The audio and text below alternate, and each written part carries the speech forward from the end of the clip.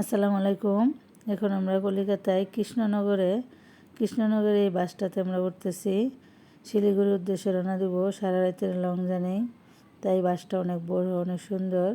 তাই আমরা উপরের সিট নিয়েছি, স্লিপিং বাস, খুব সুন্দর বাসটা। তাই আমরা সারা রাত্র জার্নিংয়ের জন্য নিচের সিটগুলো নিয়ে নেই আমরা, তাই উপরের সিটগুলো নিছি আমার আমার বাচ্চাদের জন্য। দেখতেই পারতেছেন বাসটা খুবই সুন্দর। তাই উপরের সিটগুলো আরামদায়ক, রাত্রে শুয়ে শুয়ে যাওয়া যাব, সারা রাত্রে জার্নি করব।